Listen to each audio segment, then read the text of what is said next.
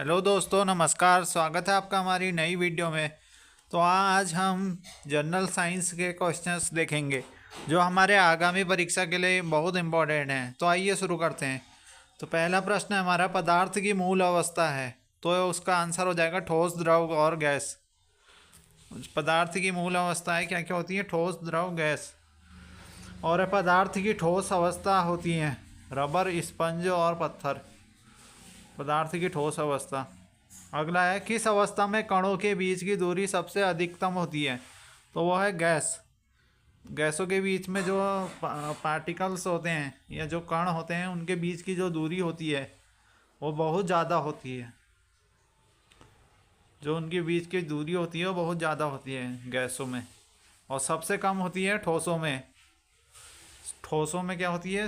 जो भी गैसों के अणुओं के बीच की दूरी होती है वो बहुत कम होती है। और एक किस अवस्था में ये कणों के बीच आकर्षण बल सबसे कम होता है?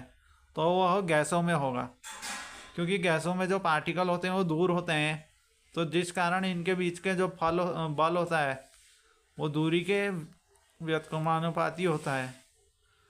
तो जिस कारण क्या कहते हैं, इनके बीच के जो आकर्षण बल लगता है वो बहुत कम लगता है। और सबसे ज़्यादा जो आकर्षण बल लगता है वो सॉलिड में लगता है, यानी कि सॉलिड मतलब ठोस। जो जो ठोस होता है उसमें जो भी आकर्षण बल होता है वो सबसे ज़्यादा लगता है। फिर पदार्थों के कणों के बीच एक बल लगता है, वह बल क्या है? आकर्षण बल। तो जो पदार्थ के कण होते हैं उनके बीच में जो बल लगता है वो आकर्षण का बल लगता है। फिर देखेंगे हम, पदार्थ के किस अवस्था में बहाव का गुण होता है? तो वो द्रव और गैस, इनमें क्या होता है? बहाव का गुण होता है द्रव और गैस में, ठोसों में नहीं होता है। अगला है, पदार्थ के किस अवस्था में संपीड्यता का गुण सर्वाधिक होता है? तो वह है गैस में। गैस में क्यों होता है? क्योंकि इसके जो गैस के जो अणु होते हैं वो एक दूसरे से बहुत दूर होते हैं। ये संपीड्यता का गुण होता है इसमें। पदार्थ के किस अवस्था का गलनांक सबसे अधिक संभव है? ठोस, क्योंकि जो ठोस होता है उसके जो पार्टिकल्स होते हैं वो एक दूसरे से बहुत चिपके होते हैं, जिस कारण इसका जो गलनांक होता है वो सबसे अधिक होता है।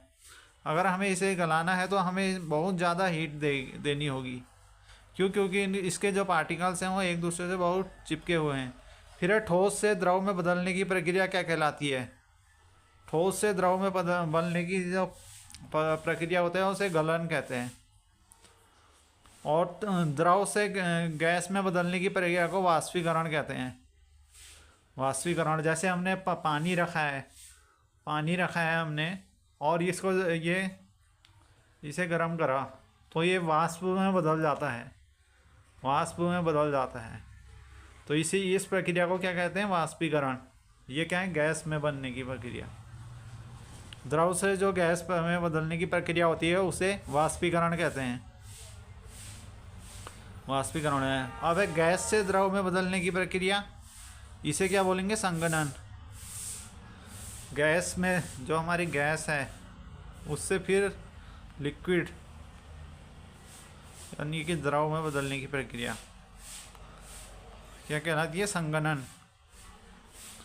ये देख सकते हैं। फिर है ठोस अवस्था से सीधे गैस अवस्था में बदलने की प्रक्रिया। ठोस से सीधे गैस में बदलने की प्रक्रिया ऊर्ध्वपातन कहलाती है। जैसे ये किस में पाया जाता है? कपूर। जो कपूर होता है उसमें पाया जाता है ऊर्ध्वपातन। और फिर 27 डिग्री सेल्सियस का समतुल्य तापमान केल्विन में है, तो इसमें क्या करना पड़ता है?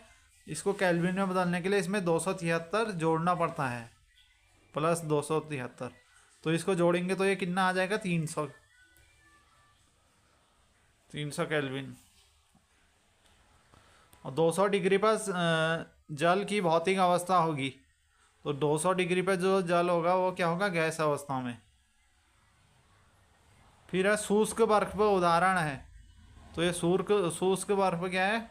ऊर्ध्वपातन। शुष्क बर्फ, इसको ठोस CO2 भी बोलते हैं। ठोस CO2।